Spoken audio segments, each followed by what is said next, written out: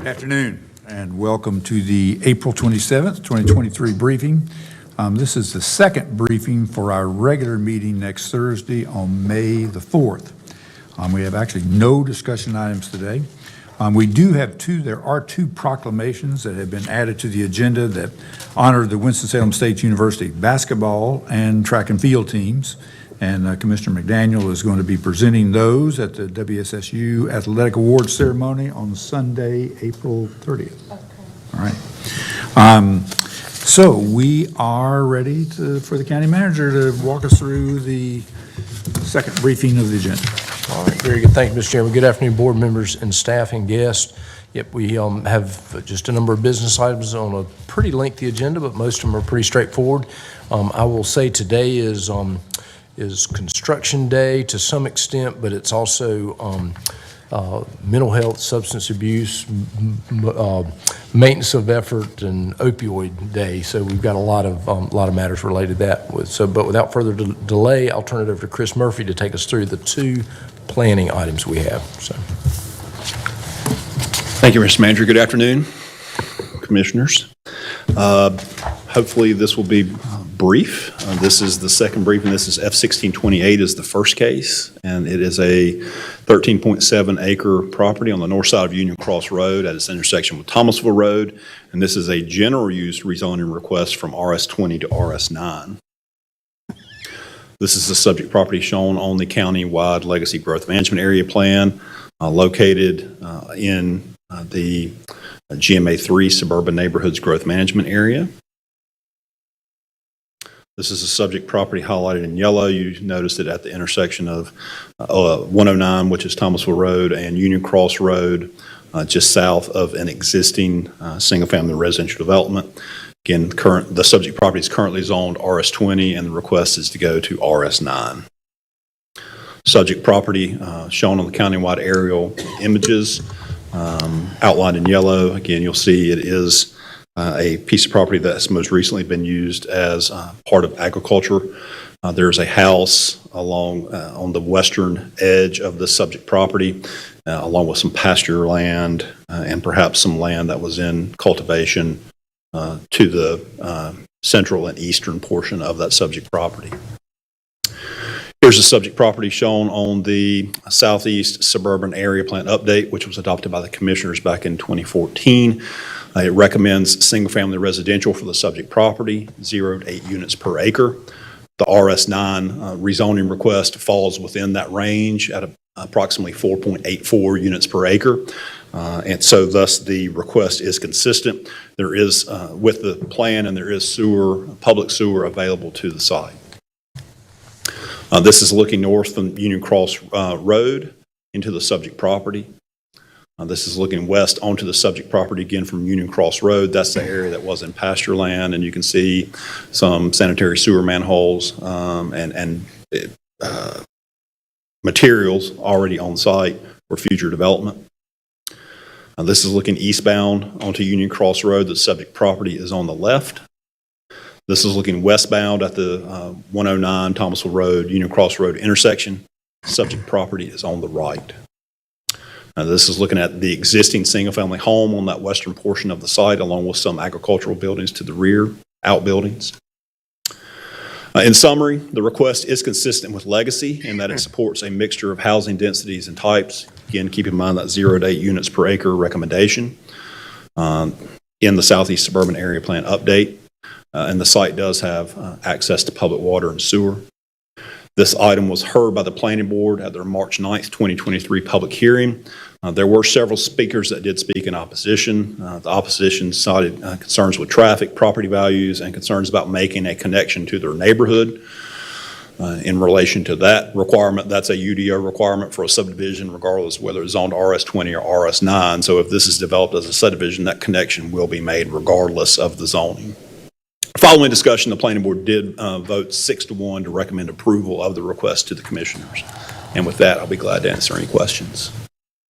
On the traffic part, I did read the details. It looks like there are improvements, I guess, on both Union Cross and 109. It would be similar to the situation that we encountered most recently at 158 and Old Hollow Road.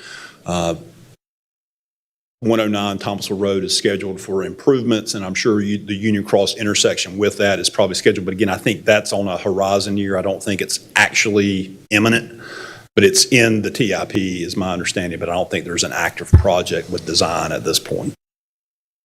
Thank you. And Any questions? the adjoining development property, what is that zoning? It's actually zoned RS12, And how many units is that today? 3.5 roughly, And this one was what, 4? 4.8 units per acre.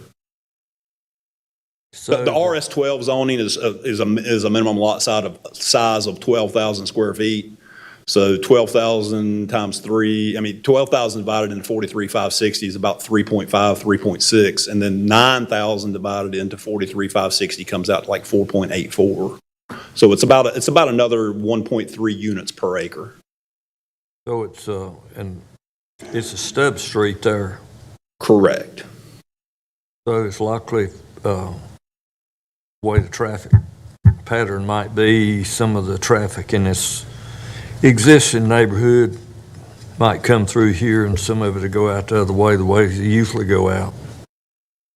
Correct. And, one of the complaints that the folks that live in the existing neighborhood had is how difficult it is to come out of their development, their entrance. I guess the folks that live closest to this, their entrance into their subdivision is actually out on Old Thomasville Road. And they talk about how difficult it is to turn there. Well, if you actually if this subject property gets developed and you have another interconnection that goes back to Union Cross Road, you could get back and get out onto 109 in a different way than you currently do. Well, in situations like this and others, when does the DOT decide whether there needs to be turn lane or not? That would come whenever they'd actually submit their subdivision approval. Since this is a general use rezoning, they don't have a subdivision designed at this point. But whenever they would come through the process, it would end up as a subdivision that gets approved by planning board, but it has to go through the interdepartmental review committee. And NCDOT would make their comments at that point, and then that would be for the subdivision approval. And then when they actually begin construction, they have to get their driveway permits. Well, they can, the state DOT, they can impose if it's enough traffic in an area, they can impose traffic lanes without whether a zoning is special use, can't they? Yes, sir, they can, but it has to be related to the impact that the development would have. But again, if you've got a high volume of traffic along the road and they need to get folks, if they're going to be turning into that neighborhood, they can require turn lanes through just a subdivision approval and driveway permit process. Is it unusual to see like sewage infrastructure, the things that would be needed for that? Setting it on a place before zoning ever occurs? Well, not necessarily, because keep in mind, they already have existing zoning. It's zoned RS20, and again, the property has to be served by sewer. Somehow I'm assuming that they've already kind of have a preliminary layout of what they want their sewer to be. But I would assume it would probably work whether it was on RS20 or RS9. Well, isn't it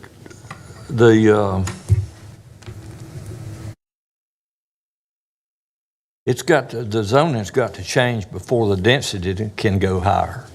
It would, but keep in mind, more than likely, regardless of whether you're going to do it as RS20 or RS9, the basic layout would probably be the same. So they probably know where the sewer mains are going to go. It would just be the connections that they would have to make to the sewer lines. Well, with the RS20, where sewer is available, what is the amount of units that can be put in place per acre? With RS20, Yeah. about 2.2 per acre.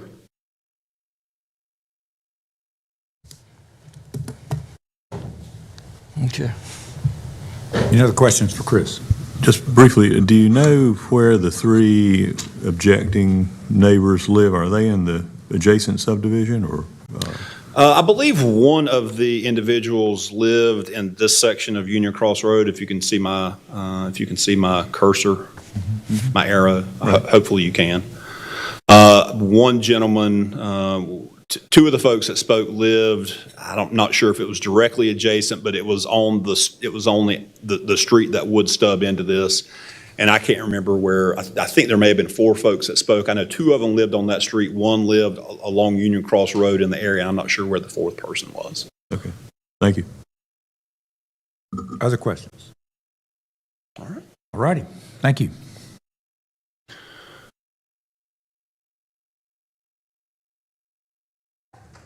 I'm sorry. Just one other quick question. There's that unnamed tributary that presumably any street from Glen Laurel Lane would cross over. Are there any train difficulty issues there, or is that pretty? There were not. That was some of the information that the adjacent, the folks that lived on that substreet were citing, that, they wouldn't be able to cross that, but it's not regulated floodplain. There's no wetlands. I mean, it's literally it's just a creek that would have to be crossed. Okay. Thank you. Mm-hmm. Not a deep, Yeah, just more of a wet weather stream. Okay, thanks.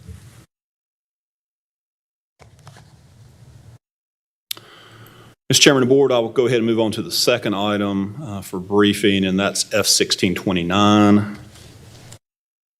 And that's a petition of Sandra N. Roberts to rezone 1.39 acres on the north side of North Main Street, High Point Road, between Cedarwood Trail and Rich Fork Creek Drive, from LB to HBL, and that is HB, no site plan rezoning within the county, what we refer to as special use limited.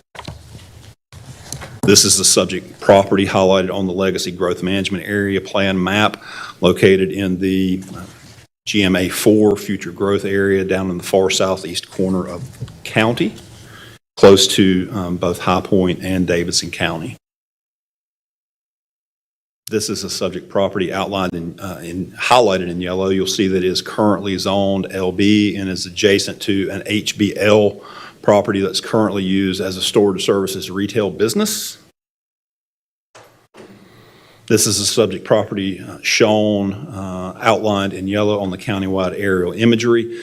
It has traditionally been used as a single-family residential property, but it's been zoned LB, as far as I know, back to the conversion of the UDO back in 1995. This is looking south into the subject site from High Point Road / North Main Street. It is a single-family residential structure that appears to be basically abandoned, unoccupied. This is looking southeast down North Main Street towards High Point. The subject property is on the right. This is looking northwest up North Main Street. The subject property would be to the left. This is the view northeast across from the subject site. So the subject site would be in the background. This is looking across High Point Road. This is the adjacent property to the west. That's not part of the request, but is beside the request. This is the existing storage services retail business that I mentioned earlier that is zoned HBL for that use. While it can't be held to that, it is my understanding that this is being rezoned. It can be held to the uses that they're asking for, but it doesn't necessarily have to be integrated with this project. But it's my understanding that they're integrating that, the requested site, into this storage services retail business. This is the area plan map. As I mentioned last time, the actual map, there is an error. It does recommend this it recognizes it as commercial zoning and recommends it as commercial zoning. The narrative behind that does state that, but the map is incorrectly colored. In summary, the request would not expand the boundaries of the existing commercial zoning districts in the area. The request would develop an underutilized commercially zoned property.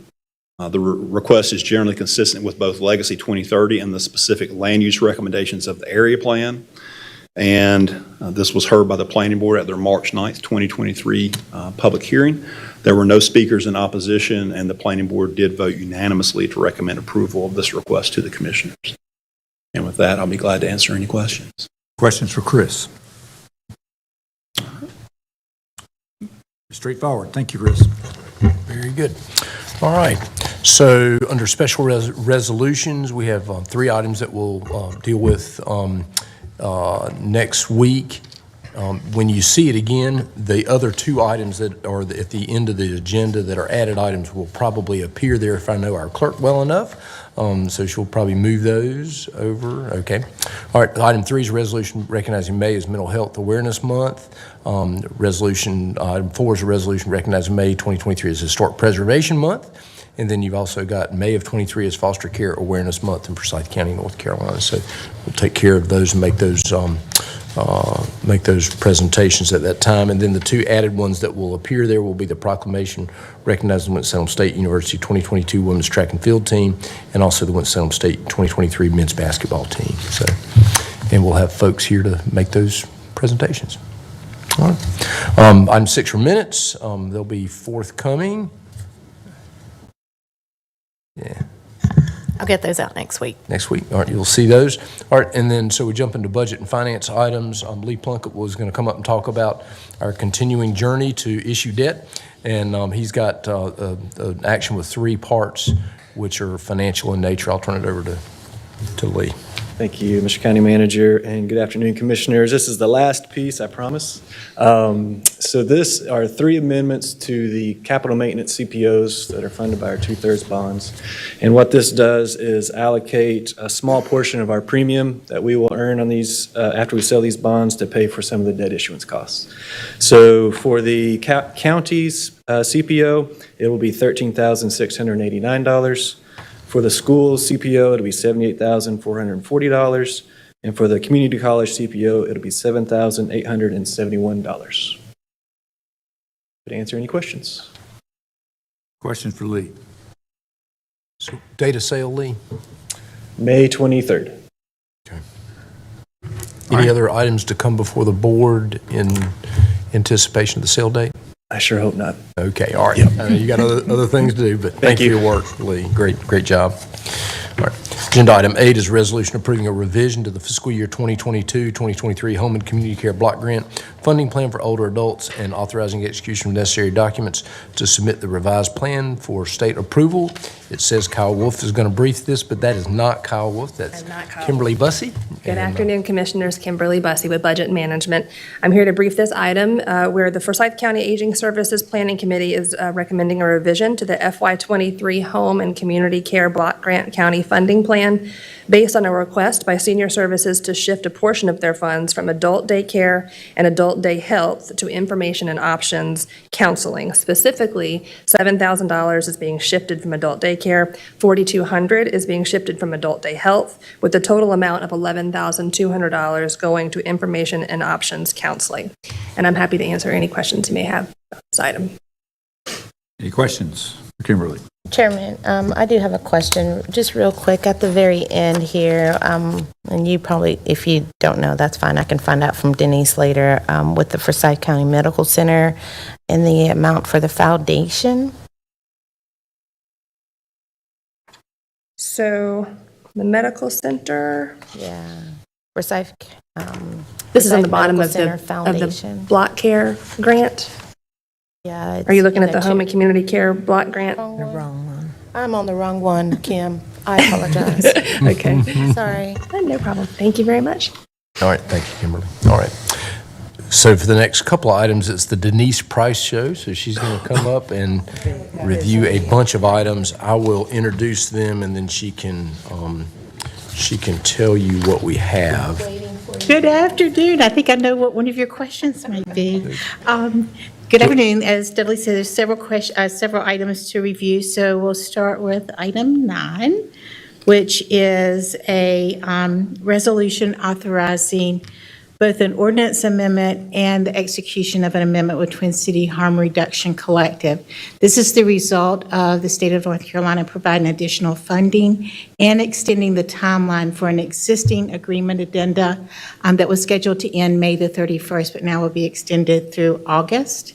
And it adds $29,000. It is specific to harm reduction activities. Be happy to answer any questions. Questions? Yes, Denise. Okay, so I'm back. So, yeah, it's with the Forsyth Medical Center Foundation. Are you looking at I think you were on item 11. 11 maybe? You're on item 11. Is my paper off? I'm on 10. No worries, Denise. We can talk about it after. Oh, it could be item 10. It's next. Let's talk about it. Okay, sure. We might need to talk about it now. Okay, any questions about the agreement addenda 491? Okay. Agenda item number 10 is about the opioid settlement funding. So this is year number 1 of being able to get dollars out. We are excited to be going through this process. This particular item is to allocate funding for next year. So our recommendations. It's on there. Ashley, I may need your help for the PowerPoint. I do have one concern Sure. on that one. The Forsyth Medical Center Foundation. I have a concern with that.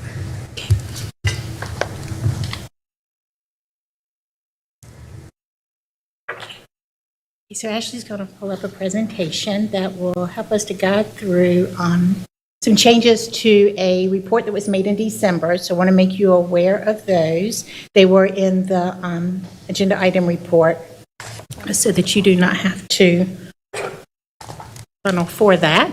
The changes were, we have received additional settlements. So this year our funding is more, year 1 is heavier loaded than the subsequent years. So we're looking at receipts thus far of $2.5 million.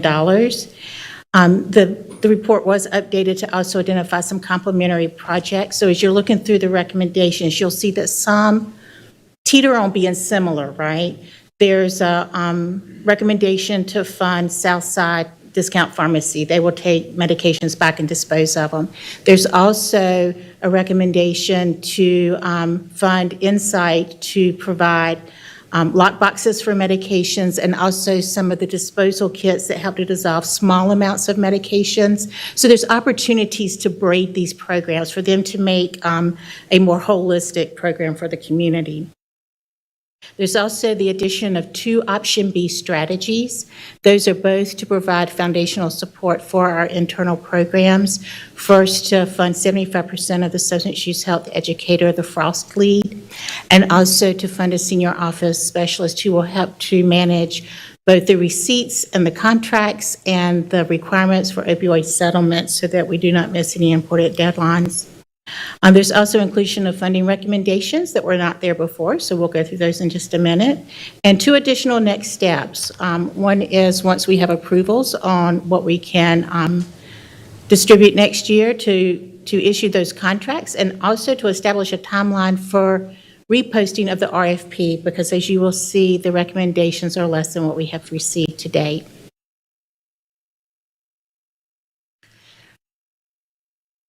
So my only option is just to vote against all of it.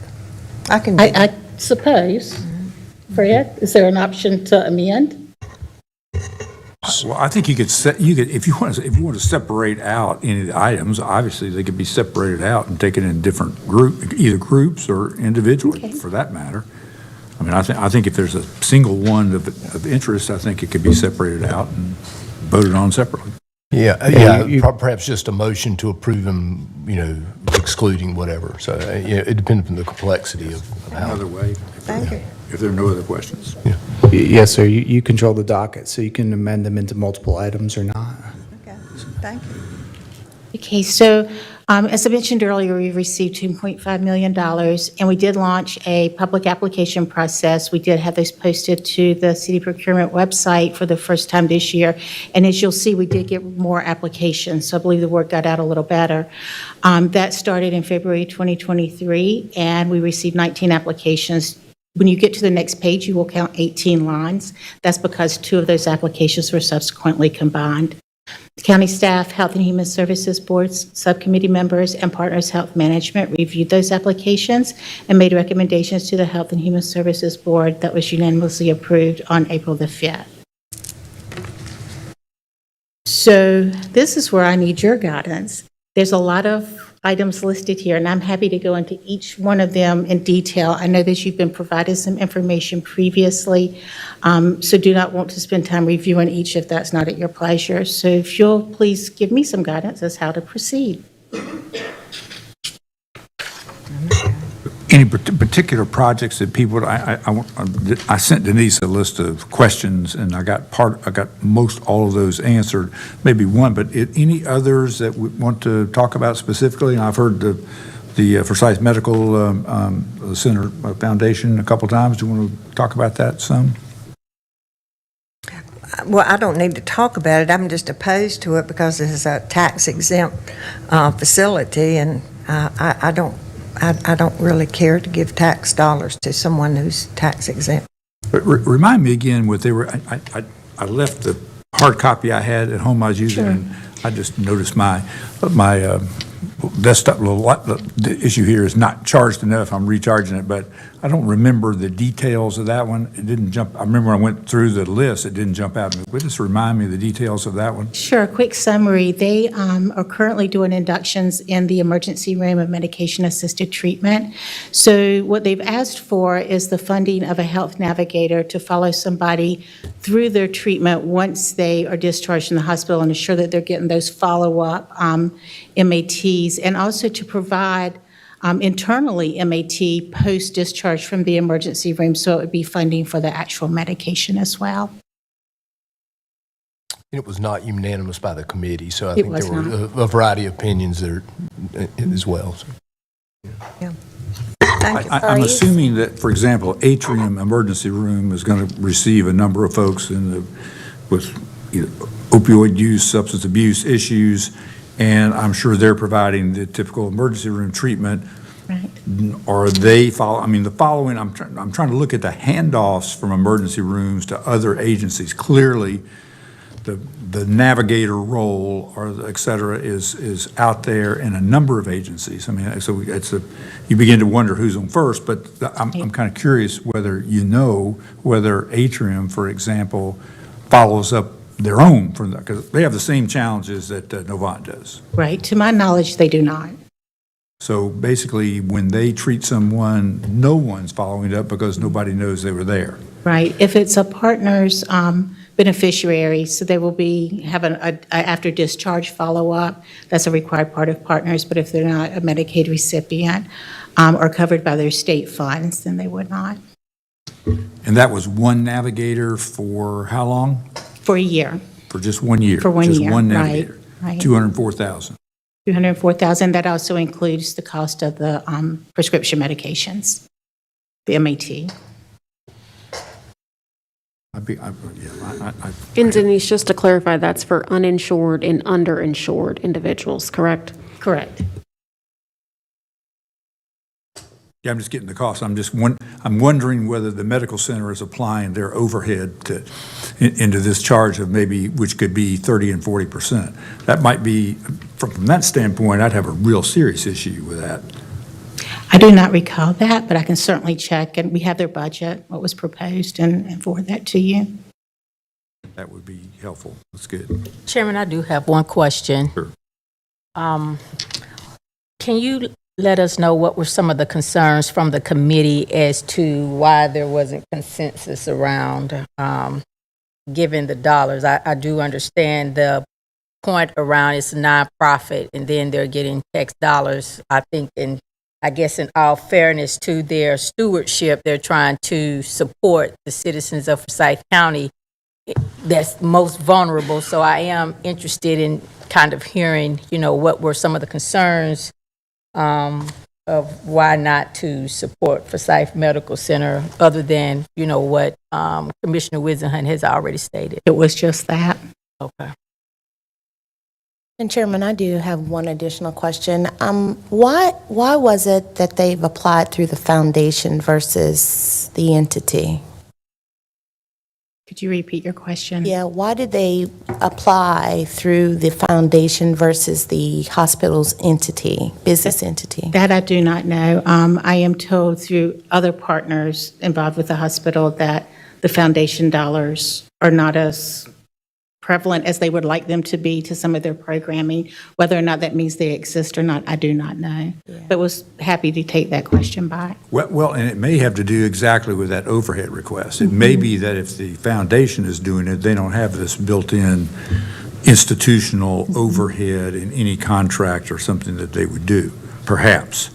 And that I think getting some of those answers might clarify the whole issue of the tax exempt, but, a foundation, if it's kind of, we're certainly nonprofit taxpayer dollars going to a foundation. I think because the real issue is what is being done, and what's being done sounds like an important thing. We just heard this morning about the importance of follow-up after initial, contact with either substance abuse use, opioid use, and that it's important to get that done it's measured at the state level in 14 days and 30 days. So the follow-up's important, and I think it ought to be taking place, but we don't need to be subsidizing another quote-unquote nonprofit in the city to get that done. And I think the service probably is a good thing. And I appreciate their idea because the importance of that is very clear, I think, in terms of doing it. So I think finding that out, and that may be why the foundation is the one actually submitting that request. I will absolutely find out for you. And I did notice in all of these grants what I felt like good evaluation criteria. I mean, when you look at the expected outcomes, there are things that you can measure. Right. And some of them are softer than others, but generally speaking, they were measurable. And it appears just from looking at the awards, it wasn't there was clearly a lot of competition, and I think there were some thoughtful issues about some either duplication of services and or this is not what we're all about. So the idea, I read it, I thought one of the most important statements in this whole process is that what you want is you want to end up with fewer, larger scale projects and not smaller, lots and lots and lots of smaller projects, excuse me, which do have a tendency of stepping on each other sometimes. And this one is actually a pretty small one in of itself, the one we're talking about, and also pretty pricey. Since we're getting this far into it, the budget should show the medication versus the personnel cost. Absolutely. And also see if there's an overhead, institutional overhead piece into that, which I hope there's not.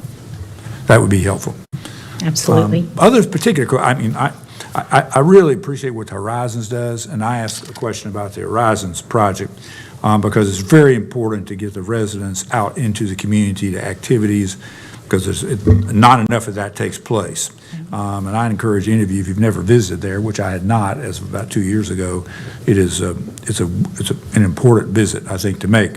And in fact, when I visited the very first time, I really was impressed with the kind of identifying individual activities that residents were attracted to, and they made an effort to get them to it. And it was sometimes as simple as, getting your hair done for a girl and a makeup kind of thing at a spa kind of place, or whatever it was for their residents, which is absolutely important to get something in the community. I mean, it's fairly, involve serious, kind of things. And it's very, very important. And I think they do great service. This one, I really liked their idea when I read it for, basically it's a $50,000 proposal to do things with families and residents for an event.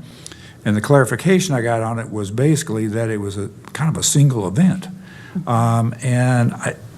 For a one single event, which I realize they've done before, sure would be great if they were getting more events of things, and perhaps I didn't get to the details of how costly per person that I can't remember the name of the camp Victory activity. Junction. Yeah, and is it like a one-day activity kind of deal? It is a one-day activity. They do, in the past, they have tailored when they go, so they don't all go at once. So it's multiple days of using the property. But their goal is to have all of their residents to go. Historically, too, they have applied for other camp experiences at other locations, and this year elected to do just the one. Yeah, okay, well, yeah, I can follow up more in the weeds later, but Okay. anyway. Any Chairman, other last- questions for Denise? Yes, one more. Denise, as you do your research, so that we're not keeping anybody from having research done for them all, I'd like to see that the Eleanor Health Foundation be added to that as well, in terms of the recommended amount for them. Sure. Thank you. That's all the questions I have. Righty. Just, oh, sorry, excuse me. That's right, thanks. Just a general question. Based on your quick responses to individual project inquiries, it sounds as though you're prepared with the details of why a project was recommended for, a fraction of their request or not recommended for their request. So I assume that other unsuccessful or relatively unsuccessful applicants that more or less appeal the unsuccess, you'll be able to discuss why the committee Absolutely. made its recommendations. Thank you. Absolutely. One thing I should have started with about opioid settlement dollars is that the dollars are very restrictive. There's some flexibility, but we can only dedicate those dollars to certain evidence-based activities. So some of the projects you'll see that didn't get funded, it wasn't that we didn't think they were fantastic projects, it's that they're not eligible for funding through the stream. Thank you. You know, on your summary sheet, that would have been a helpful thing, not eligible. I don't remember seeing that. I just saw zero. We'll get that added. Maybe it was somewhere on that, but yeah, that would have been helpful to understand it, particularly because people that apply for grants like that sometimes call us, Right. kind of issues, and nice to know that. Any other questions for Denise? Well, I do have one more. So, for example, and I'm just futuristic question, relative to if some of these entities aren't approved for the recommendation, what is going to be the goal? Are we going to be looking for other additional vendors or organizations, or how Yes, is that going to work? so we need to define what that looks like, but my vision at this point is to go back to our opioid stakeholder committee and have some conversation about, okay, here's where we are now, here's where we filled in what we think are some gaps, where do we want to prioritize next? So one of the areas that we don't have a funding recommendation for that was a priority was recovery housing. So perhaps that becomes our focus, specifically around women where there are limited choices in our area. It's not that we didn't receive an application, we did, but because of the way that program is structured, we couldn't put the opioid settlement dollars to it. So that could just be a conversation with the provider to maybe adjust admission criteria. I love it. Thank you. Yeah, Okay. which would become a priority, if I'm hearing it, a priority for a future. And Right. because it'll be another $2 million next year. And a number of these some of these pick up where grants are ending. They're Correct. not really new, and there's not many of those, but there were a few. Absolutely. And I probably have a little heartburn about that in one sense, but because we're trying to encourage new innovation and creativity, but because we're not making lots of progress. Right. I mean, we have made some, Right. and the issue of getting exponentially worse seems to be curtailed. But with this kind of investment every year, additionally, we should be making some progress in that. And I did communicate to Denise that I really felt, and she mentioned her answer was good, but the marketing issue is important. I mean, marketing stuff is, if marketing wasn't important, the private sector, would not be spending billions of dollars on it.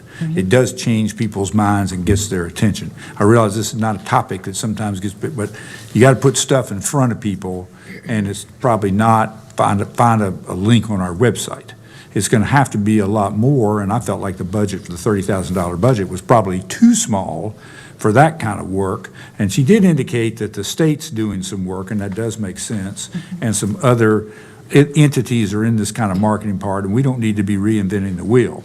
But there are things, we do have our billboards, our issues, and our things that I think, can send some appropriate messages, a lot of which is for people to understand about where do you go? Where do you get help? That's the kind of thing, messages you can get on a billboard. So I was a little concerned about that piece, but I think, we got to be making a difference. I think you have an attention to measurement, which is important, and I believe that if things are not making much progress, that it will not be recommended for the future, and we need to be looking for more creative things. Absolutely. We've elected to do one-year contracts for whatever is approved, and that is so that we can continue measuring so that we can pivot if we need to. And I'll say, in addition to recovery housing, another huge gap was we did not get a lot of applications on the prevention side. And so which is why we're not recommending fully utilizing the funding. We really do want to make sure we're getting something, some meaningful stuff.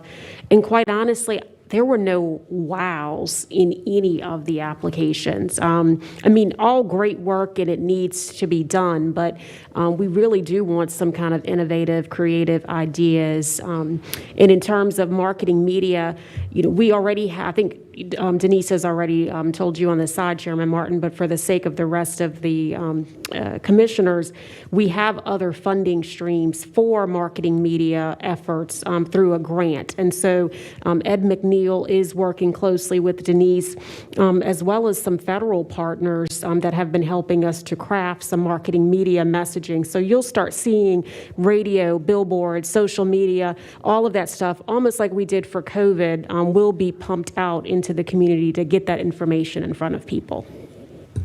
Okay, thank you. Anything else for Denise? Okay, thank you.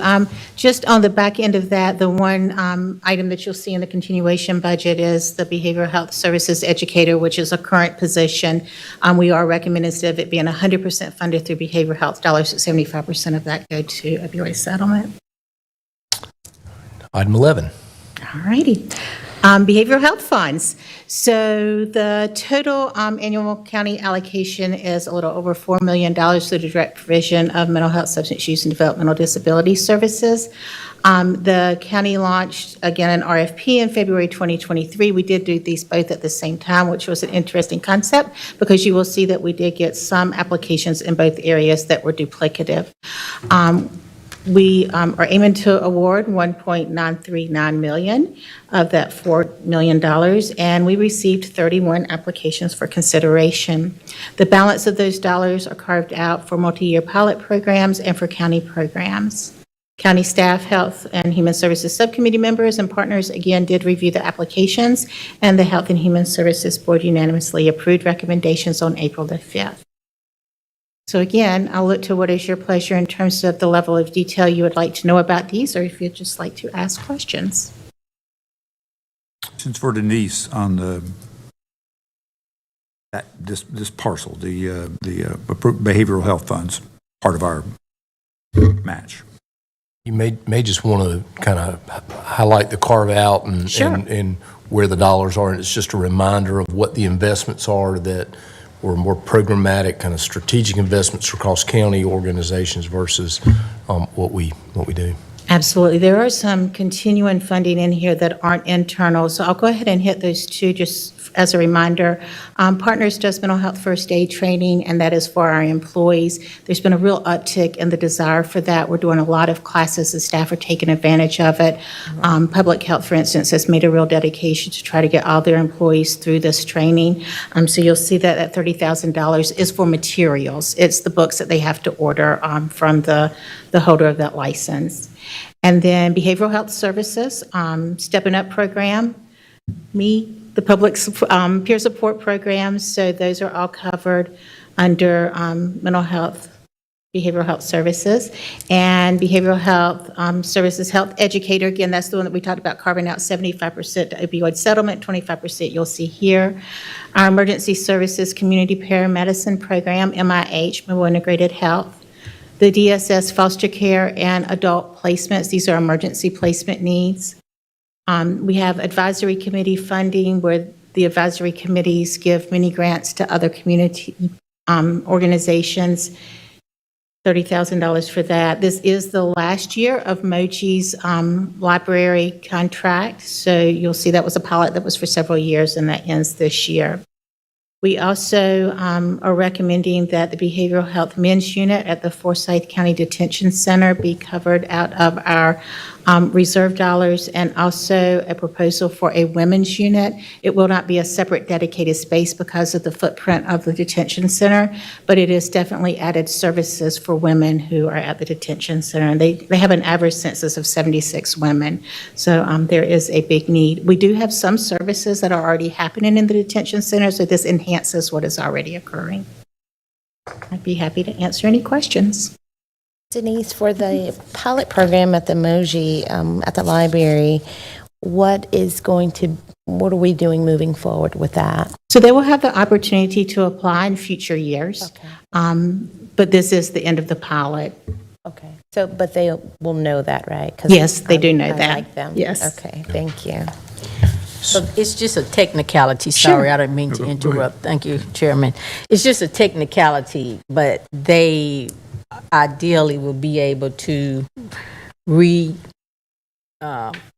get the funds that normally they would get next year, or I'm kind of confused by the ask, and then there's zero, I guess, recommendation because of the technicality that the lifespan of the grant has ended. And what's the opportunity to move them to additional funds? So they will receive funds this year through the continuation budget.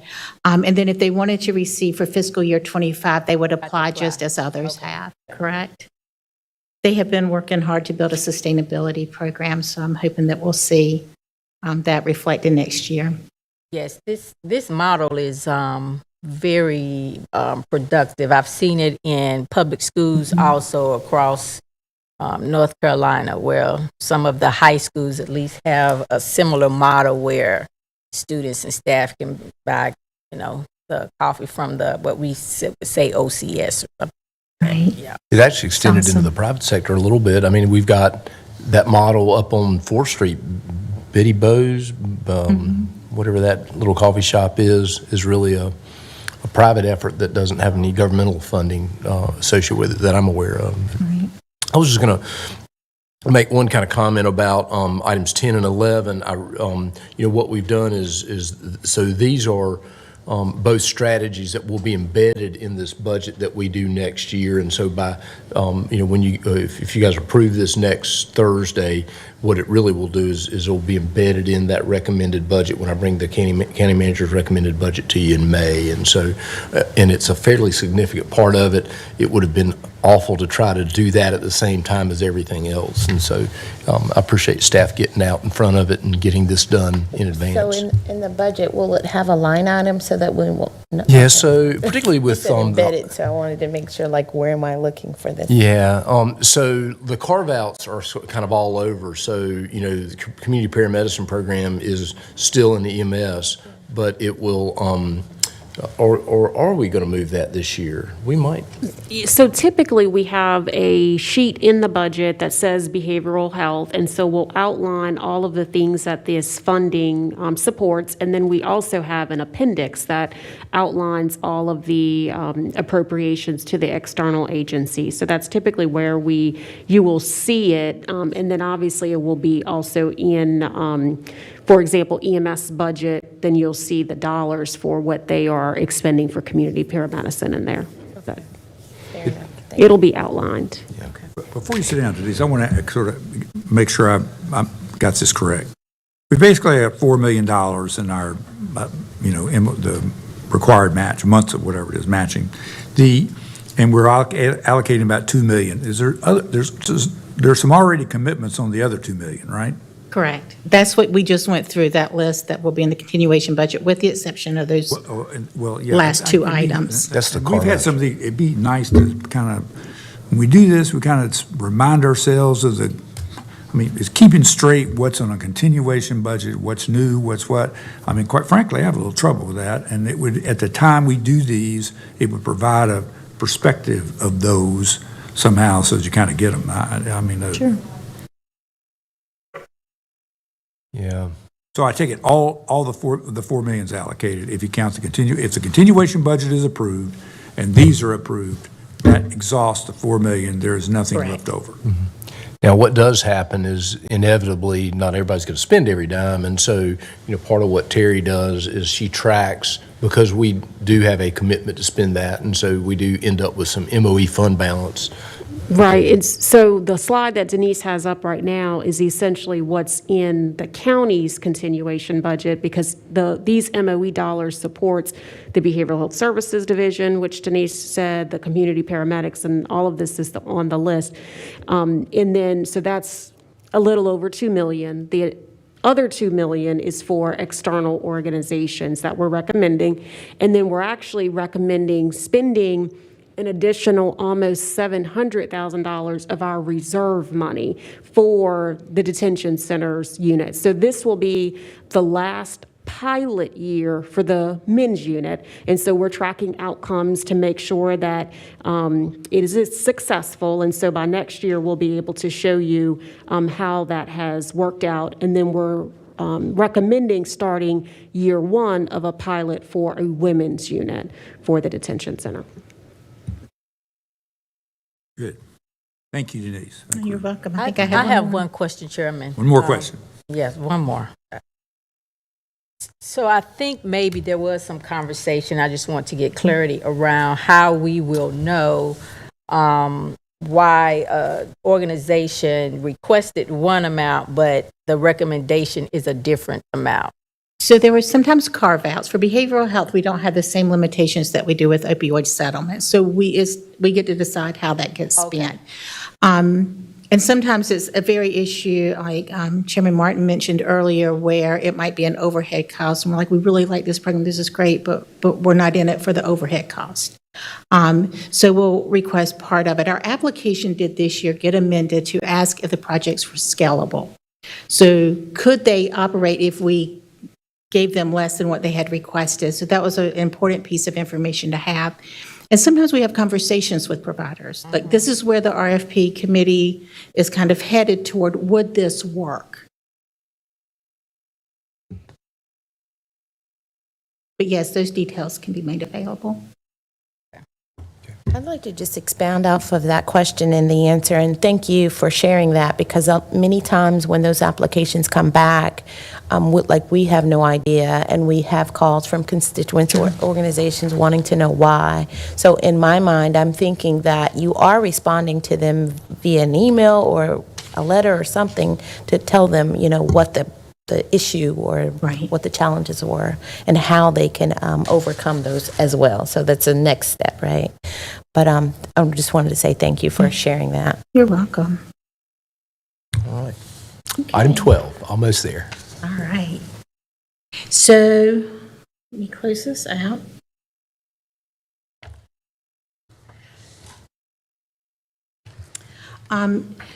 This next item is seeking authorization to apply for and accept funding from Partners Health Management from their opioid abatement dollars in the amount of $91,514, and to amend the budget ordinance to do appropriation to include these dollars. So a couple of months ago, Partners reached out and said, we have a survey, please fill it out. We're looking at how we're going to spend our opioid abatement dollars. Like, if we could give you dollars, how would you spend it? And I just had a conversation with our EMS director about how he would really like to have naloxone available to leave after they respond to overdose calls.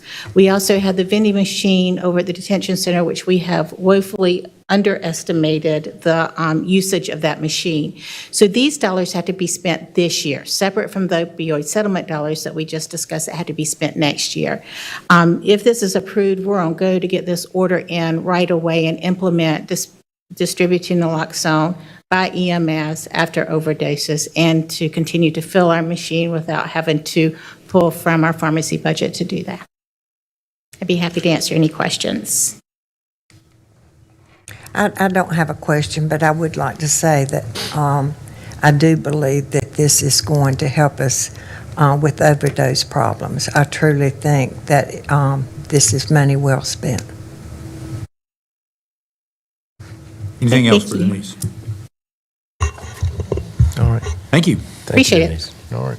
Agenda item 13 is a resolution authorizing execution of the necessary documents to apply for, accept, and receive North Carolina Department of Public Safety grant funds for a medication-assisted treatment program in the Forsyth County Detention Center. You got an associated budget ordinance amendment, and Ms. Susan Fry, whom you all know, is going to present this. Thank you so much. Thank you, Commissioners. I am here today on behalf of the Forsyth County Sheriff's Office, and I want to describe to you that the grant that we received on December the 22nd, the North Carolina Department of Public Safety provided information that Forsyth County Sheriff's Office was awarded $388,884 to support a medical-assisted treatment in the jails. No local matching funds are required for this grant. With this grant, the Sheriff's Office, in collaboration with the Jail Medical Service, NAPCARE, as well as Forsyth County Addiction Recovery, which is known as ARCA, Insight Services, will identify justice-involved individuals with drug and alcohol and provide treatment with Vivitrol injections. The program has also consisted of intensive inpatient treatment, outpatient treatment, and case management. The grant covers the Sheriff's Office expense and contractors' expense for medication, tests, counseling, supplies, grant administrative expenses, and other medical expenses. Forsyth County funding for this current data program, which is known as a District Attorney's Treatment Alternative Program, will end June 30th of this year. The attached is a resolution to apply to receive the grant funds in the project for the North Carolina Department of Public Safety. This grant will expire November 31st, 2025. It's 36 months from when the grant was notification date. So if you have any questions, I'll be glad to answer those. Good questions. Good news. All right. Thank you so much for your time. Thank you. All right, very good. Agenda item 14 is a resolution authorizing execution of a grant agreement between Forsyth County and the North Carolina Department of Transportation to fund the Airfield Lighting Rehabilitation Program. Our Airport Director, Mark Davidson, will review. Good afternoon. The airfield lighting at Smith. Let me start over. Good afternoon. The airfield lighting at Smith Reynolds Airport is in need of rehabilitation, and the North Carolina Department of Transportation has allocated funds for the project. Based upon the contract awarded to Avcon for design phase services, the NCDOT has awarded the county a grant in the amount of $229,787. Staff recommends the execution of the grant, which uses what we get non-primary entitlement funds and CARES matching funds. So typically, the county is required to provide a 10% match, but in this case, since they're using the CARES money that the state got, they're using that for our match for the non-primary entitlement funds that are allocated for 2021 and 2022. In a couple weeks, I'll be back because there's some expiring funds in 2019, and it's going to be about $10,000 additional grant funds that we're going to put towards this project. So. Good. Questions, Mark?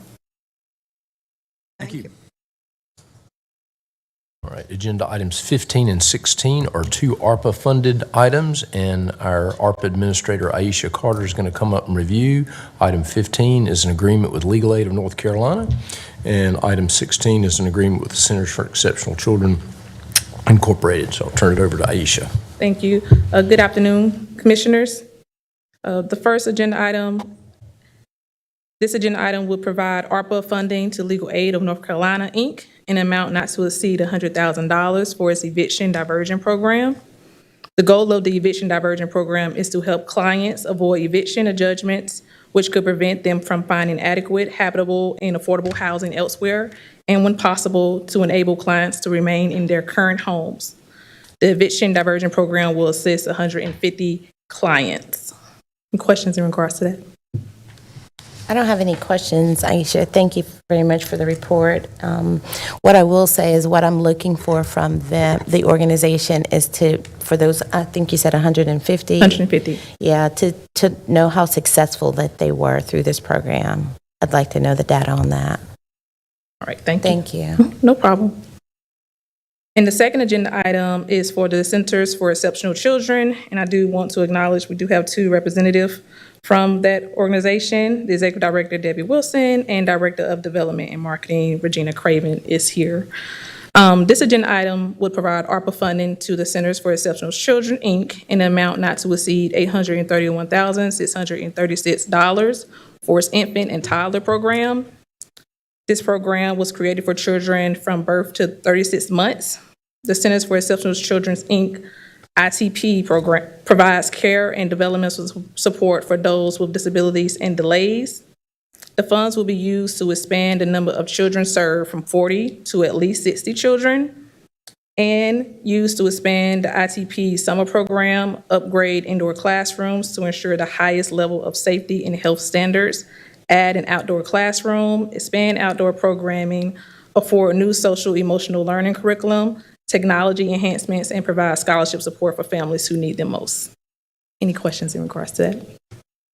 No questions. I just wanted to tell the representatives that are here from the Centers for Exceptional Children, thank you for being here to support this agenda item. Thank you. Money well spent. All right, very good. Thank you, Aisha. All right, we have a number of contractual matters to review today. Item 17 is a resolution authorizing the execution of the guaranteed maximum price amendment to the contract with Sandwick Construction for Tanglewood Clubhouse. Damon. So thank you, Mr. Chairman, and Mr. Manager and Commissioners. So I had a chance to chat with you individually about this item that we are withdrawing, item number 17, and we'll continue to work on that and ideally bring that to you at a later time in a more acceptable format. I also have item number 18, which is a resolution selecting and authorizing an execution of a contract with CGL Companies, PLLC, to perform a security and staffing assessment for the new courthouse. This item is a contract with CGL Companies in the amount of $83,224 to provide staffing and procedures assessments for the new courthouse operation. The consultant will review and evaluate the existing courtroom and courthouse staffing at the Hall of Justice that is currently implemented by a combination of the Sheriff's Office, which is responsible for the courtrooms, and Allied Universal Security, which is responsible for the courthouse and the grounds. And then they'll make recommendations for staffing, posts, and procedures at the new courthouse with the understanding of the existing operation. The consultant will also review staffing and current in-custody transportation protocols between the detention center and the Hall of Justice, and then recommend procedures and staffing considerations for transportation between the detention center and the new courthouse, which will have a structural connection by a tunnel, whereas the current operation requires vehicle transportation between the detention center and the Hall of Justice, and what that's going to mean operationally and staff and vehicle-wise. So the county received two proposals in response to its January 23rd, 2023 RFQ through City County Purchasing. On Friday, March 10th and Monday, March 13th, both companies were invited to interview with a 9-member committee made up of Budget Office, Manager's Office, General Services, and Sheriff's Office representatives. CGL Companies was selected by the committee for consideration and recommendation to the commissioners as the firm to contract with to complete the courthouse security assessment. CGL Companies anticipates it'll be 3 to 4 months completion time on the study from the execution of the contract. And we hope to execute that in May, which means it would be in operation sometime or finished in August or September thereabouts. I'm glad to answer any questions. Well, first of all, I'd like to say the CGL, they got a lot of credentials. I kind of looked them up on the internet and looked at they work all over this country. I'm assuming that this group is working out of Raleigh. Because they have Raleigh office, and because it was not clear where they were, and they have regional offices all over the country, and then they have some individual offices in states. And Raleigh, there is an office. So I'm assuming the team that will be doing this, probably whatever it is on site. I'm sure certainly not a lot of it is, but some of it's going to be on site. That they'll be here. Is that probably correct? So there's 4 team members, and so the lead was from Columbia. I'd have to see where the other 3 were from, but he came in from there. And some of the work, they will be here. They've asked for an office to work from. We're not paying them like a separate stipend to have accommodations, but they did ask for a space to work here. But the lead is from Columbia.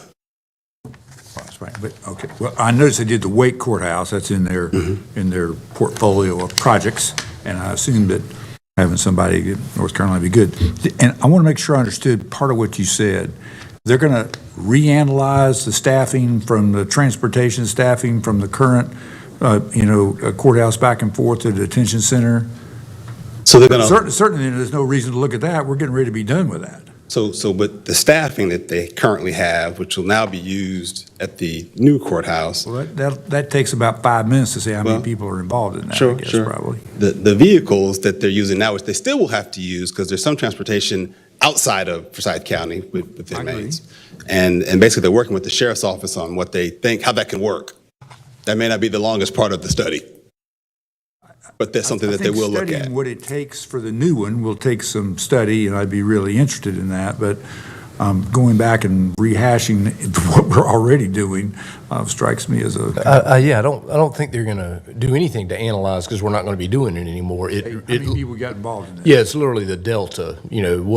Here's what it takes to do what you got. Here's what it takes to do what you're going to do, and what's the delta in that. And so, and I did just want to add. I mean, this is. So, our budget the budget that I submit to you in May is really going to be, we've got 5 months of the kind of the current arrangement, and then so we'll get the study results back, and there will be some budget adjustments likely based on what the findings of that are, and so. This study does inform at least part of next year's budget. I'm glad we're doing this. Yeah, we need and Looks like a great firm too. Yeah, I mean even today, both the courthouse staffing and the detention staffing really go back to facility models that were done generally by private folks outside because you almost need an outside influence to tell you that. And so to this day, we go back to those old studies because they are facility-based and, while there'll be some tweaks in the operation, they do help everybody feel comfortable that we've got the right staffing complement and so on and so forth, so. Good. Yeah. Thanks to the committee. The committee's done a great job, and the fact that nobody beat each other up during the committee stuff. It was good. So it's everybody's working well together. It's good. All right. Thank you, Damon. All right. Agenda item 19 is a resolution awarding and authorizing execution of a contract with B3 Security Group LLC for security services at Tanglewood and Triad Parks. Constantine Stamati, who's our budget guy with Parks and Rec, will review. Thanks, sir. Good afternoon, Commissioners. The item for your consideration today is a resolution authorizing the execution of an agreement with between Forsyth County and B3 Security Group LLC for unarmed security services at Tanglewood and Triad Parks. On March 1st, 2023, a request for proposal was issued to 55 businesses directly, in addition to general solicitation from City County Purchasing. As a result of this action, 4 bids have been received and opened by City County Purchasing on March 20th. Following an internal evaluation and discussion, B3 Security LLC was selected as the firm with the lowest cost, responsible and responsive to provide the needed services. The agreement is for 3 years, and Forsyth County has the option to renew the agreement for 2 additional years for a maximum of 5 years total. The last 2 optional years have a provision to allow for an increase of no more than 3% annually. The net change from year to year is $18,400 increase, or 13.1% over the current year's contract price, and we did reflect this increase in our request budget for FY24. And with this, I'll be happy to try to answer any questions you may have. I do want to ask maybe an ignorant question. We have no security now. We do. We do. We do. And what are we pay? Who is doing it, and what are we paying for it? So currently, we are paying $140,000 annually. So this new contract will start, if approved, July 1st, and it goes up by $18,400. And the new annual cost will be $158,000 to $400,000, I think. And who is doing it now, performing the service now? Currently, the service is provided by North State Security Services. Out of Greensboro? Yes. They are based, they have a local office here in Triad. Where is this firm from? I believe they are based in West Virginia. Is the scope a lot, because I noticed that North State's bid was 578 for the 3 years, which would be considerably more per year than what they're doing the work for now. Has the scope of the work changed? No, we define, so to speak, the scope around the number of hours, because we really tailor our schedule, the schedule that we provide them based on our needs. So we kind of set a maximum. I think the total hours is 7,200 hours between both locations. So we set that maximum, and based on that maximum, the actual may be less than that, obviously. But the numbers you have in the contract, as well as the proposals they submitted, was based on that maximum number of hours. I'm not sure. What I'm trying to get at is, if the scope of work didn't change, are you surprised, or I am surprised, that North State's bid is that much higher? Absolutely. Actually, because it was based on, we don't have a 7,200 base from the previous bid, is why they bid higher? We did, yeah. It was a surprise for us for sure, because we actually got a preliminary proposal for them before going into the official purchasing procedure for budget purposes. And that preliminary proposal was much higher than what they submitted as part of the formal procedure. But when compared to, obviously, B3 Security Group, they are significantly higher. So, and a final question, is the B3 Security Group going to have a presence in North Carolina, or do they have a presence? They did provide, I believe, in Buncombe County. Buncombe County, yeah, because we had a meeting with them as well prior to, obviously, signing the contract and everything. So. Okay. Feel good. That's good then. All right. Thank you. Thank you, Constantine. All right, Randy Hunsucker is going to come up. He's got a couple of items. Item 20 is a resolution awarding a contract to Law Enforcement Services Group, LLC, for pre- and post-hire psychological services. And then the larger of the issues he's going to talk about is the food service contract at the detention center with Aramark. So turn it over to Randy. Thank you, Dudley. Good afternoon, Chairman and board members. This item awards a contract to FMRT of Winston-Salem to continue one-stop shop pre- and post-hire medical and psychological services. In the materials that you have is a draft of the contract, and you can see the price list. So I wanted to mention that the only services we use from that are on the pre-hire side, the biographical or the brains assessment, the psychological mental evaluation, and a 5-panel drug test. For existing employees, the Sheriff's Office uses the non-panel random drug testing, and if there are performance issues, we have a fit for duty evaluation that we use. In the past, as many of you already know, we've had significant obstacles in finding other vendors to help us with this. Some of those obstacles have included poor or slow communication from them, vendor capacity to deliver, vendors that are only able to contract with a medical provider, as well as insufficient vendor qualifications or expertise in this field. However, I want to tell you that we are attempting to re-engage with the new Atrium Health. They have a Best Health for Business section, and we're hoping to get those talks going for later this year, but it's going to take a lot of time, analysis, and extensive discussion with hospital personnel, but we can provide a update to you as developments occur on that. So in the meantime, the resolution before you awards a 2-year contract with FMRT in an amount of $95,000 for next fiscal year and $100,000 for year 2. And we anticipate that the manager's recommended budget will include the $95,000, so no additional funds are being requested.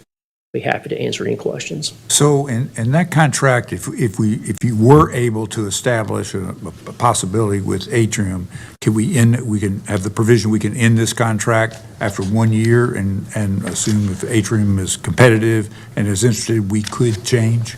Yes, sir. We can either amend it or we can kill it. Yes. Actually, the termination language is a lot better than 1 year. It's 30 days or something. Yeah, it's really short. Yeah. So it may be just, well, we could be, either way, amend it or completely eliminate it, either way, depending on what we get from Atrium. Okay. All right. Want to take the Airmark contract?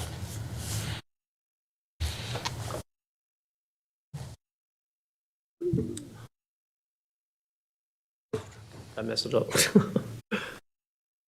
Ashley can come to your rescue. Sorry. You're fine.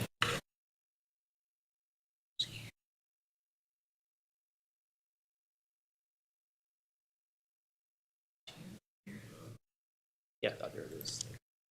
Little picture went away.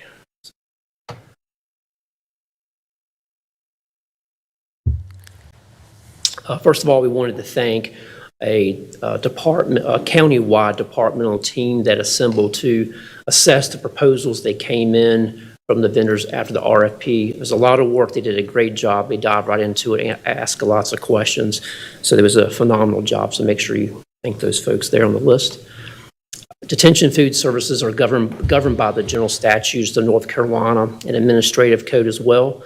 Establishes the minimum number of meals, the maximum number of hours between meals, even how the food is served, how it's transported, its temperature, condiments that are provided, trays, utensils, everything. Also, the nutrition requirements, there's ranges from calories, etc. Menus, the modified diets. The current provider is Aramark, and at least as far back as I can find, we have had Aramark since at least August 3rd of 1998. So if there's any interest in this board of increasing competitiveness, we think that one way to do that is to invest in small wares. That's going to include pots, pans, measuring cups, kitchen, spoons, spatulas, containers, ladles, trays, flatware, beverage cups. It would be a very expensive investment. For just the food trays alone, I would estimate about $230,000. So any kind of new vendor that comes in would have to buy all that initial investment. Not recommending it, but if there's interest here, just let us know because the next time we bid this out, it comes up pretty quickly. But we think that will increase competition. $230,000 for it. Yeah, they're very expensive. It's a very durable material. So it was actually the middle range of those prices that I saw. I'm glad you said that because I never even thought of it. Help me understand this. So Crazy. Aramark But they last long. They're very durable products. They're very expensive. So Aramark is providing these expensive trays? That's correct. They provide all the things that are used in the kitchen on that list. So why would not another vendor do the same thing? It's a great question. The one vendor that did not bid, Summit, that was one of the things that they suggested to me, that was one of the reasons they didn't bid, is because a lot of places they go to, the government entity owns all the smallware. So from their perspective, they have to buy all that stuff, get all in time. So that's what they said. I'm not saying it's 100% true, but that's what they said. I did counter with, typically, I would think that the outgoing vendors could sell them at a low cost to the incoming vendor, or they could even finance the purchase over, the period of the contract, but that didn't persuade the one. So I just wanted to mention it, yeah. Well, I remember the last time this was bid, I'm still just shocked there are not some more vendors than that. Right. I realize, I just looked up on my phone, Compass Group, which they have a big component of schools, but they do all kind of museums. It's all kind of things. It's a nationwide it was a huge company. Yes, it is. I'm sure they don't advertise a lot about detention centers, but I'd be real surprised if they did not do that. Serving food, I realize it's a little different in that environment. I do recognize that, and like you say, you got to have trays that cost $250 kind of thing. So, but I just can't believe they're not more. Is that? What is the state vendors? Do they have vendors for all the state prisons? And I have a list of vendors I'll share in a moment that are typically in this field. There's only probably about 4 vendors nationally that are in the corrections food providing business. But that's a great question. We can certainly, You can pause for a moment to identify. Somebody wants to make a bid. Identify the unique phone ring is what I take it is. I think it was breaking news. But I don't even know if Compass is out looking for that stuff. It's, communicated broadly on the state web. We went full, we communicated this to every way we knew how through city county purchasing, and say they apparently don't have any interest in this area, but that is a great question. I don't know. And for example, I mean, obviously Mecklenburg's got a, detention center. Is everybody in this state using Aramark? Yeah, I've been told that Aramark has about 90% plus lock on the market. Might be interesting to know what the other 10% is, because and that may be in small areas too. It may be like you say, the small. Maybe it sounds to me like your Summit group was probably small. They don't have that. They want you to buy the overhead, and then they'll come in and do it. It sounds like. But I just can't believe that Aramark does not have some competition. That's big business. Yes, I understand. This is a big business. So I'm not very happy with our inability to at least find some real. At least you got one bidder. Yeah, you did find one other one. I'll agree with that. Yes, and we'll go into more. That's 100% better than it was last time. So the current contract is with Aramark, as I mentioned, and that was awarded by the board in 2019. That term began July 1st. It was a 3-year initial term with the option of renewing twice. However, each of those extension years are capped at 3.25% increase. So in October, Aramark informed us that they would not renew at 3.25% cap, and they cited labor cost that has happened. So we responded by issuing an RFP on November 18th. And just, broadly speaking, you're going to see an increase in the cost, and a lot of that has to do with the cost of groceries. Sometimes you may not see that in the grocery store because of shrinkflation, but grocery prices are up. There are higher fuel costs, and then the big one is labor cost. Worker shortages are still out there. Unemployment is still dropping in the state, and there's been lots of increases in pay, as you know. So our bid RFP went out November 18th, 2022, and per the RFP, we were going to make the recommendation for the contractor that had the best overall assessed score that could be reasonably afforded by the county. We did receive 3 proposals on February 13th, Aramark, Trinity, and Datary. Datary was ruled by City County Purchase as non-responsive. I'll get into that. Summit Foods attended the pre-bid conference but did not bid. And they cited basically was not under strategic direction. The main vendors in the market are Aramark, they're in Philadelphia. Trinity is near Tampa, Florida. Summit is out of Sioux Falls, South Dakota. And National Food Group is near Detroit, Michigan. So those are the 4 main ones out there, period, in the corrections food delivery business. But others were not excluded. The assessment team looked at mandatory requirements, and there were 6 of those, including attending the pre-bid conference. Past performance and experience, so we did some vendor reference checks as well, several of those here in North Carolina. And there were also 8 technical requirements, their staffing plan, the menu, financial stability of the company, food operation plan, safety, and their officer dining, the officer staff dining or ODR plan. And so I included this chart as something I didn't include the last time, 4 years ago, but this is the kind of a side-by-side of the 2 vendors that did bid.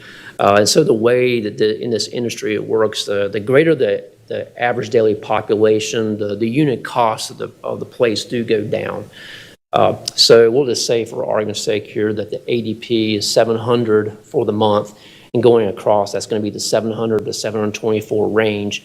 So with Aramark, their bid was $1.784, and with Trinity, quite a bit more, $2.42. I did want to mention, go all the way to the bottom, the employee staff meals for the ODR is different there. Aramark is $5.50 and Trinity $3. However, that's just a tiny, tiny portion of the thing, so it doesn't really affect the cost very much. So when we do a contract for the pre-audit requirement, we have to establish they do not exceed amounts. We have to have some basic assumptions that we use to develop the cost. So this is the ADP history, the detention center. In FY19, it was 826 on average. That was pre-pandemic. As the FY20 unfolded, that was the year the pandemic started in the spring. And so we did start seeing a drop there. But the biggest impact in fiscal year 21, the ADP got down to 573 that year. Last fiscal year did jump back up to 633. And this year it is increasing. It'll somewhere be around 700, plus or minus 20, 25. It's been all over the place last few months. So we're projecting here for the purposes here, we worked with county manager's office and the budget office. We feel it's reasonable to go with 755 for next fiscal year, 795 for 2 years out, and 805 for FY26. And then, so that's the ADP numbers, same numbers there. So for the ODR, that's the staff meals, we're assuming 69.5 for next year, about 71 for 2 years out, and 73 plates. That's a very small part of the cost. So bringing all that together, across the top, the green bar are the vendors that we worked with in this process most directly: Aramark, Trinity, Datery, Summit Foods, and W&K Logistics Services, I think, is a subcontractor that was just there to talk to the other vendors. So everyone qualified except for Datery, who did not attend that pre-bid conference. The average assessed score by the assessment team for Aramark was 53.8 approximately. I think the highest score you could make was 65, and Trinity was a little under 50. So Aramark had the highest score there. Datery's was disqualified. Summit did not bid, and WK, we didn't anticipate them to bid. So using those prices that we saw on the previous page for 3 years, that was just a 1-year price. Aramark's number comes out to $5.6 million. In Trinity, the cost with them for the same thing would be $6.8 million. So the assessment team recommends Aramark. They had the best assessed score and the lowest cost for the county. So the item before you today awards a 3-year contract to Aramark in the amount of $5,627,090.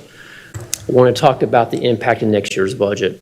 Right now, the current year contract with Aramark is $1,497,125. Now, that is a do not exceed amount, so I wanted to mention that it's obligated only for paying to Aramark, and we only pay actuals out. So if the cost comes in under that, which it will, we don't get to spend that, it goes directly into the county general fund balance, any left at the end of the year. If Aramark would have done the 3.25% extension increase, the budget for next year would have been $1,545,000. The award before you today for next year is $1,720,660. So year to year, that's about $223,000 more, a 15% increase.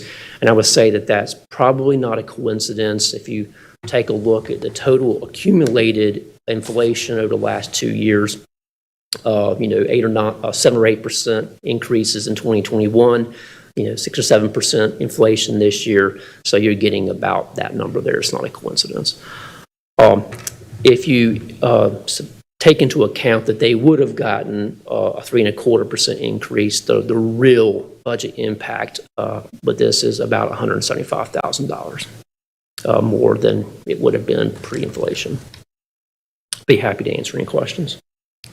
Randy, you might not can do this today, but could you give us an example of the meals that are served to the inmates? Yes. In your materials, actually, is the full contract. And we provided everything in there for you. So in the packet, we do have all the meals that you'll see for Aramark. We'll provide to the inmates. And also this section here, which attachment D is the ODR. So that's the menus that the employees will get. And you're certainly welcome to try out the ODR anytime you want to. I have tried it out, and it's pretty good. Randy, it's not bad. Sorry, I know you're just going on. Unfortunately, maybe you can show us on the elbow, because we don't see it in the materials. I see it, I just can't bring it up. Well, did it change in here? Oh, yeah, see, we don't have that. Yeah. Okay. Yeah. Thank you. Randy, So it might, an example, Randy, you might want to mention too, I mean, I think sometimes people think of Airmark as that all they're doing is actually providing meals to inmates. They actually use inmate labor, and so it is a unique, it's not just somebody bringing in a kitchen and the cooks, and it really is a supervision arrangement largely, so it's pretty unique. right. And we don't guarantee always having the availability of inmate labor because they still have to be supervised by our folks. But, and not every inmate is appropriate to work in a kitchen environment. But yes, we do provide inmate labor in a number of different places. But they still have to have, Airmark does still have to have its own site staff managing everything and overseeing the food operations. But yes, that's correct. So is the And the food, exception is the ODR. There is no inmate labor in the staff dining area. That's provided by Airmark employees. That the inmates, the only thing they can do in the ODR is kind of bussing tables and things like that. But you're, again, welcome to come to the ODR and try out the food. It's pretty good, trust me. I've tried it. You're welcome anytime. I might take you up on that, Randy, because the last time that we had a meeting over there, we toured the facility, the food wasn't that great. So I'm glad to know that it's getting better. And so for my question, Chairman, I'm sorry, I didn't ask for recognition, but nevertheless, are these meals being prepped and prepared at the jail, or they're already previously prepped and then brought to the jail for disbursement? It depends on the item. So I have seen like large cans of green beans, for example. So something is just a matter of warming it up. Some things have to be some prep to it. Okay. Yes, it's a combination of things. Yeah, the meal menu looks much better than what I've seen in the past, but I hope it tastes as good as it looks. Thank you. Any other questions for Randy? Thank you so much, guys.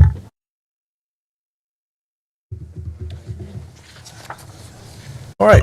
Item 22 is a resolution authorizing the purchase of cellular services and equipment.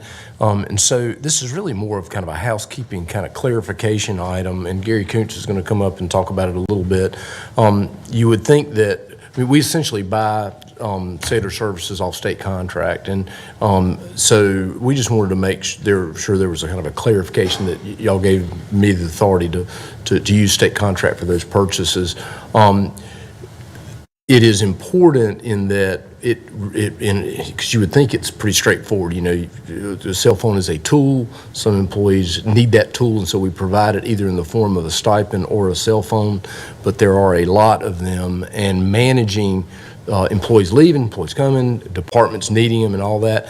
What Gary does is he actually has some software he puts on the phones. He's able to, and he is able to manage it kind of in a very top-down mode. And so we really don't ask the departments, or we don't want them buying their own cell service per se. And so that's really the clarification here. Gary, if you want to talk a little bit about how you manage that with the companies, because, you know, they would love for you to cut a cell phone on, forget it exists, and just keep going. And there's a lot that goes into making sure that doesn't happen. So.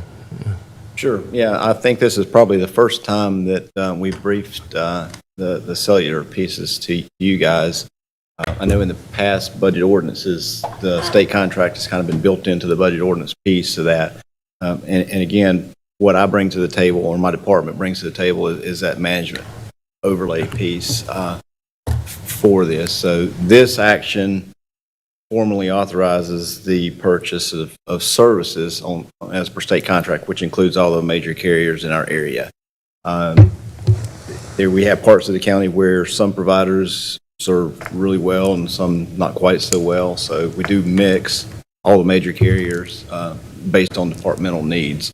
The overlay piece we set up with the major carriers, kind of a master, sub-master hierarchy where the departments, they pay their own bills, but we have oversight into seeing, we limit the plans they can pick from to, so that you can't just go out and be crazy.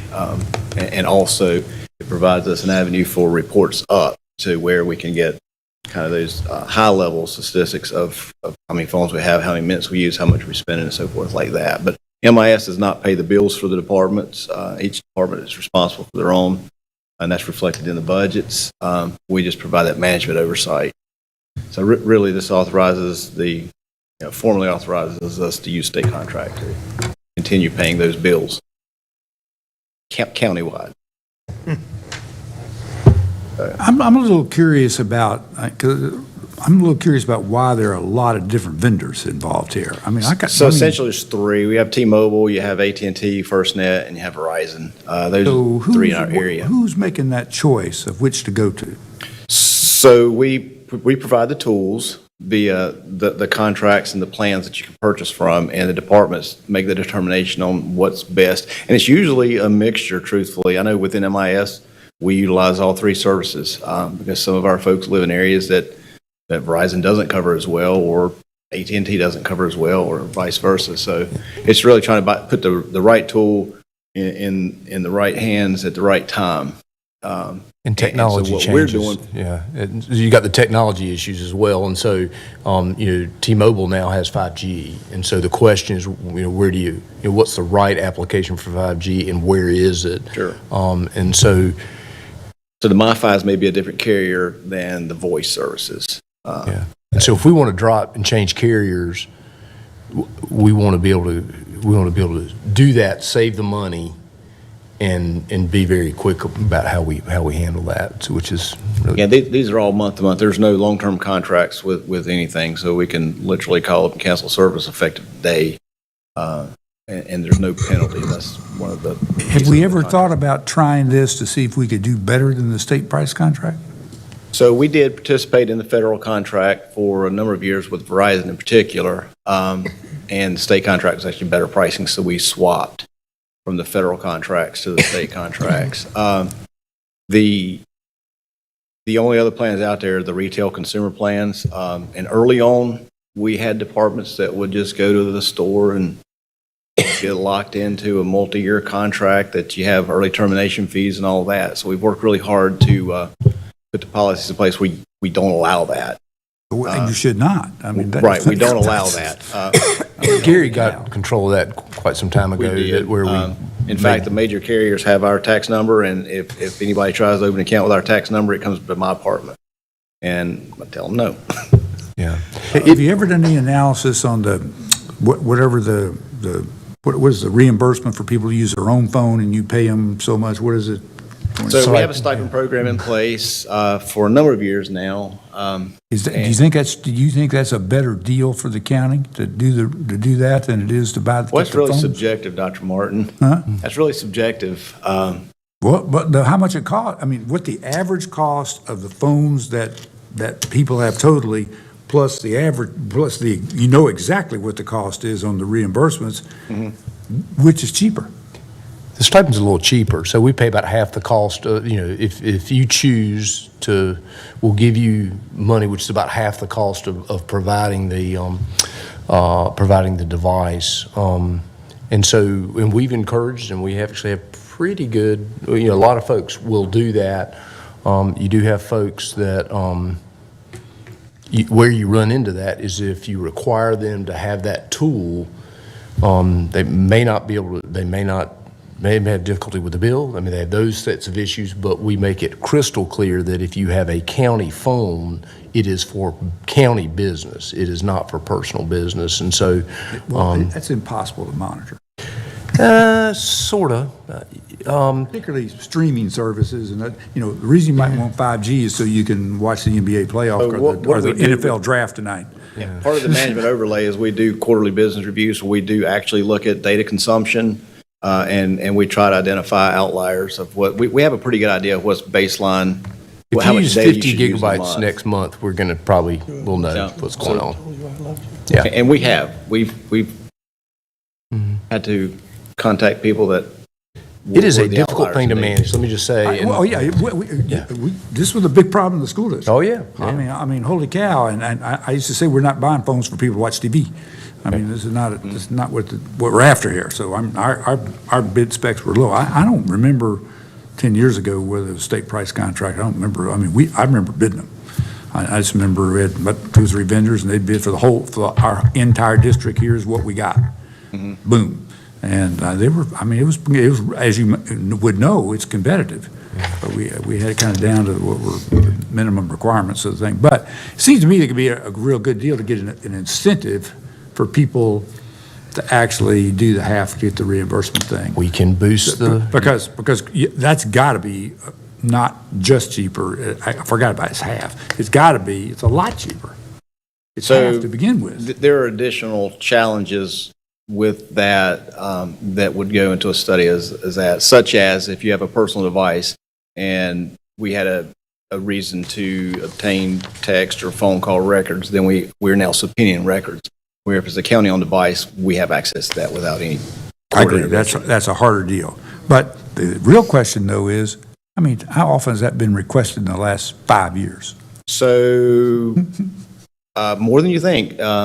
It comes with public records requests. In the Freedom of Information Act, we get those requests all the time. The bigger question is, how often do we have to do something related to personnel action that we can? So that'd be a question for the attorneys, because I don't do those requests. I dump it to the attorneys if they've got to get subpoenas for text. Sure. So I do not have an answer for how many times that occurs. Actually, at one time, it's no longer the case, I believe, but at one time, the Journal had a standing request for all emails that were sent to or received having anything to do with county, or city rather, business. And if you were, as I was at the time, but I'm not anymore, if you were using your own cell phone to send and receive city emails, calls, texts, etc., then your phone was subject to, if they decided that you weren't giving them everything, subject to examination. I never had that happen, but it was always a potential. And if you're having a personnel action, or if you're having a liability case, I don't care how good a deal you offer me. I'm not going to start using my personal cell again for that, just because of the difficulty in keeping your business, your work number separated from the number that you may have to leave on all night for emergency calls from family members. So, it's a real issue. I did have a more mundane question having to do, if you change contracts, is your county number still mobile? Can you take it to the new service? Because that affects how difficult it is for the public to reach you. There is number portability between the carriers. We can do that. It's a process. It takes a little bit of time. Really, from a management standpoint, what we attempt to do is try to hide those cell numbers from the public.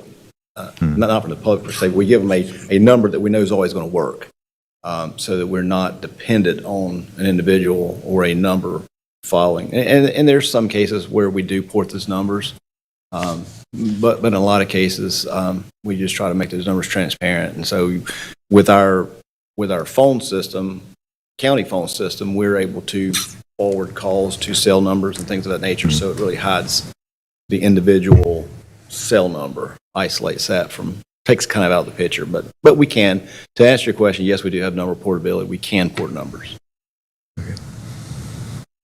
Thank you. Well, I will say, managing, that's a tedious work. So I appreciate your department handling that, and sounds like got a good handle on it, but I'm never mind. I won't say anymore.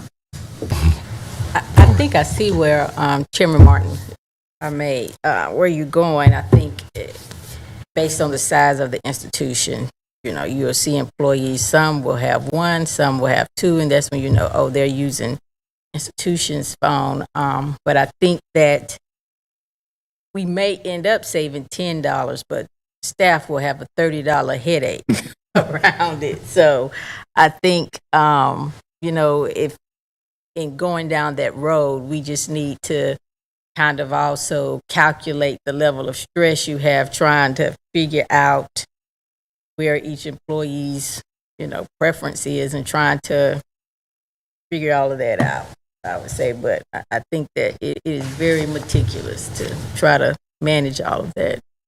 Yeah, overall, what we really try to do is put the guardrails in place. So we limit the plans that are available on each carrier so that you really can't get too far out of whack on choosing plans of that nature. And we do monitor the data usage and things of that nature. Now, the good thing about it in today's world on our plans is there's no additional charges for data and there's no additional charges for phone calls. All that's kind of all included at the one price. And depending on stipends, $12 a paycheck, $24 a month roughly. So we pay about $26 a month for T-Mobile service and about $36 a month for Verizon service. I think AT&T is around $39 a month. So it can be as cheap as, stipend can be about as half of what we pay or almost exactly what we pay within a couple of dollars. So it's really across the board. But be glad to look at that further or change the stipend program or whatever you guys. This is your guys' wish. I'm just trying to bring you. Trying to manage it. Trying to pay the bills. May I ask, for the plans that you authorize, I don't know if Verizon and T-Mobile are this way. AT&T offers an unlimited data theoretically, but once you hit a point of data use during the month, and it's well below what you'd, I know from experience, it's well below what you'd be using if you were actually trying to do things like streaming movies. The service slows way down. Is that a typical plan that you would be requiring? So, Commissioner Bessie, we work with the state plans and the carriers. So for the most part, that doesn't happen to us because we are on public sector plans. So there are specific plans on these contracts that are public sector plans that is not available to the consumers. And most of those plans do not limit the data that we can use.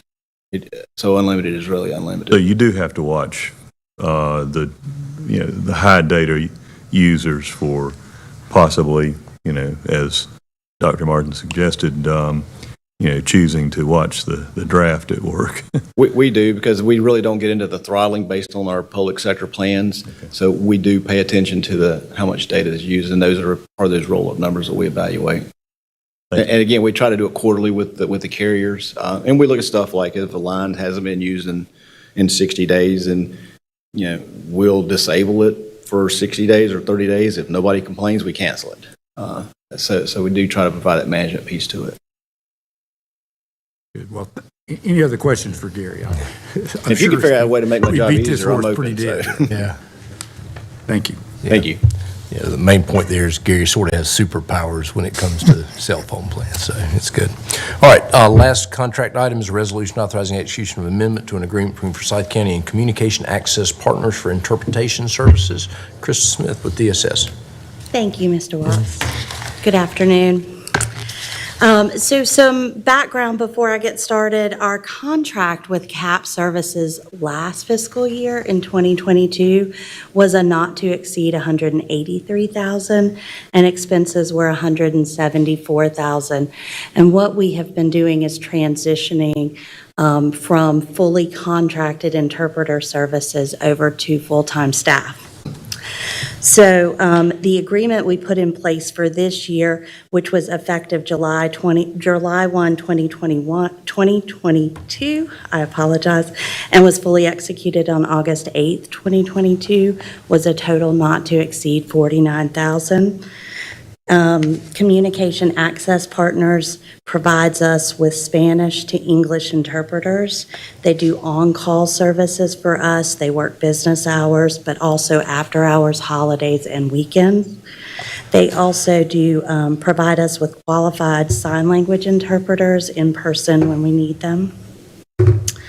Because of the greater need and the vacancies that we have seen this year, a lot of those due to internal promotions, though, we have had more need this year than we expected to have.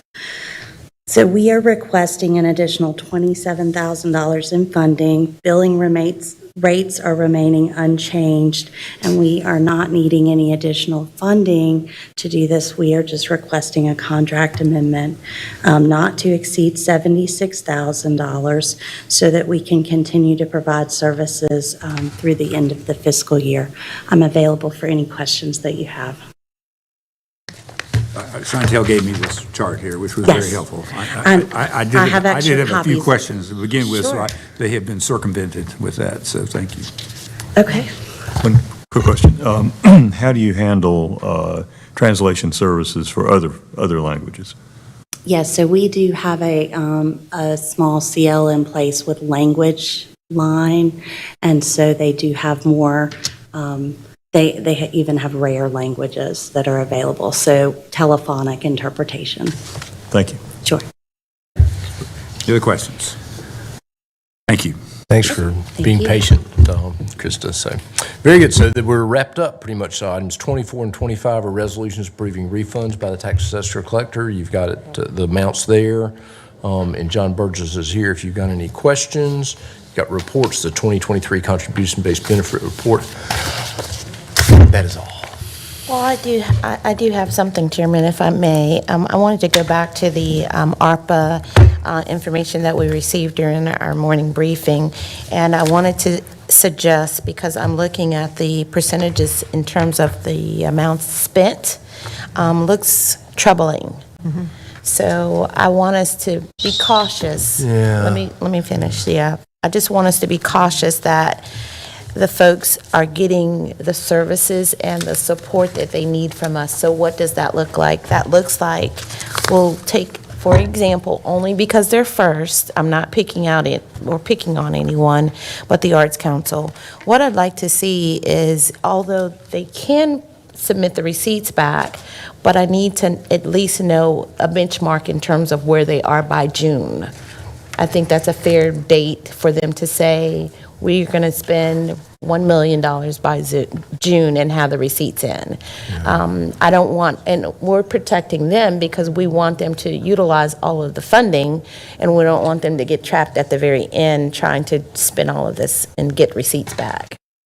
Yeah, we're spending a Just fair a amount of time suggestion. trying to figure out the spend, how effective folks are going to be getting the money spent. And Yeah, and I thought that what was told to us is that they were getting on the ground with each of these entities, and what I'd like to see is what that looks like in terms of connecting, email, phone calls, or in person. What does that look like, and what's transpiring in terms with that entity? And the person connected to that really well is Kimberly Price. Oh, okay. Short. She's not here to golf, but she is very connected in that, doing those site visits, and she loves talking about it, and so And it's beautiful. Yeah, I know it's beautiful, but again, I have some reservations with, again, seeing the percentages spent. If you want me to, next Thursday, I'll see if Kimberly can't come up, and she can tell you exactly what's going on with each one of those right now. So Yeah, that would be helpful. that'd be great. I'll have her next Thursday. I did want to mention, and I forgot,